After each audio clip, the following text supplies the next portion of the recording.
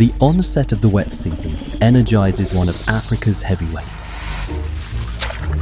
giant bullfrogs. Just 50 millimeters of rainfall triggers a flood of activity, the breeding season, and a call to battle. These sumo wrestlers, weighing in at 1.5 kilograms, use their size and booming calls to attract mates. When a singing contest doesn't determine the top frog, they'll go head to head. They fight dirty. Biting, egg butter, and body slamming intimidate rivals and impress the ladies.